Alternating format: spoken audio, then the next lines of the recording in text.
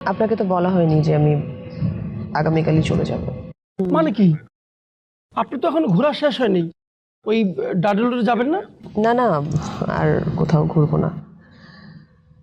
এই দুদিন ধরে আপনার সাথে আমি ঘুরছি, একসাথে আছি, বাট আপনার সম্পর্কে কিছুই জানা হলো না। কি মানে আই মিন ফ্যামিলিতে কে কে আছে, কি অবস্থা? আমার আর সংসার থাক, বাদ দেন তো। তবে যাই বলেন না কেন ভাই, আপনি কিন্তু ভীষণ হাসি খুশি একজন মানুষ। মানে যাকে বলে একেবারে বিন্দাস টাইপের, সারাক্ষণ আনন্দ ফুর্তি এটার মধ্যেই থাকেন। নিঃসন্দেহে আপনি একজন সুখী মানুষ, তাই না? তো কে কে আছে পরিবারে আপনার? ফ্যামিলি ফ্যামিলি শব্দটা না আমার কাছে বড় আছে না। আমার ফ্যামিলিতে কেউ নেই। মানে কি, একটু খুলে বলেন প্লিজ।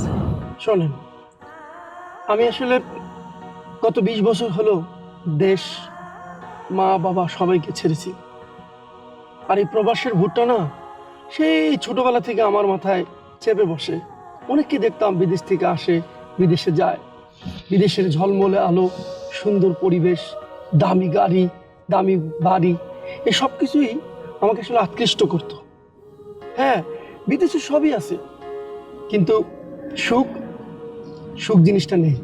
আমাকে দেখেন, বিদেশে এসে লিগ্যালিটি না পাওয়ার কারণে গত 20 বছরে কিন্তু আমি দেশে যেতে পারিনি। আমি হারিয়েছি আমার সোনার দেশ, আমার সোনার পরিবারকে। একদিন রাতে হঠাৎ খবর পেলাম বাবা নেই। জানেন, আমি চিৎকার করে কেঁদেছি, বাচ্চাদের মতো হাউমাউ করে কান্না করেছি, কিন্তু তাতে কোনো লাভ হয়নি। বাবাকে আর দেখতে পারিনি। বাবাকে দেখার স্বপ্ন অনেক ছিল,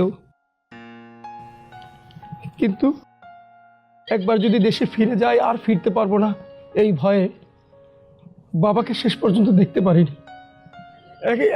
একদিন হঠাৎ করে জানতে পারলাম আমার মা আর নেই।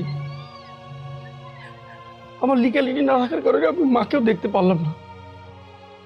চিৎকার করে হাউমাউ করে কেঁদেছি, কিন্তু আমার এই চিৎকার, আমার এই কান্না কেউ কিন্তু শুনে নেই, শুধু আমি নিজে উপভোগ করেছি।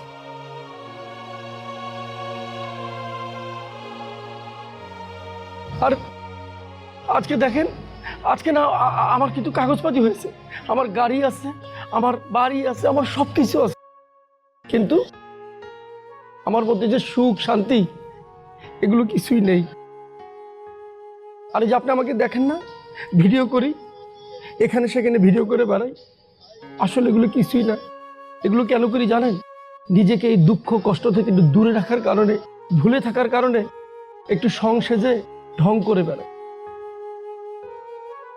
আসলে এরকম শুধু আমি না, আমার মতো হাজারো প্রবাসীর মধ্যে লুকিয়ে আছে এরকম হাজারো গল্প, যেসব গল্প দিয়ে লেখা যাবে একটি কাব্য, উপন্যাস, তাও শেষ হবে না। I am sorry, really sorry. আচ্ছা, বাদ দেন তো, বাদ দেন আমার কথা, প্লিজ আপনার কথা কিছু বলেন। আমি না একটা জিনিস লক্ষ্য করলাম, মানুষ বিদেশে আসলে হাসি খুশি থাকে, ছবি তোলে, আনন্দ করে, কিন্তু আপনি সম্পূর্ণ ব্যতিক্রম। এই যে আপনি আসলেন, আসার পর থেকে কেমন যেন একটা চুপচাপ, মানে আপনাকে যেসব জায়গায় নিয়ে যাচ্ছি, আপনি ঘুরতেছেন, কেমন যেন একটা মোহের মধ্যে আপনি থাকতেছেন, কিছু জায়গাকে আপনি স্পর্শ করতেছেন। আমি না আসলে আপনাকে বুঝতে পারতেছি না। আপনার গল্পটাকে আমাকে একটু বলা যাবে প্লিজ? আসলে দুদিনে আপনাকে মানে আপনার সাথে কথা বলে, আপনার সাথে মিশে আমি বুঝতে পারলাম যে আপনি দারুণ একজন মানুষ, ভালো মানুষ।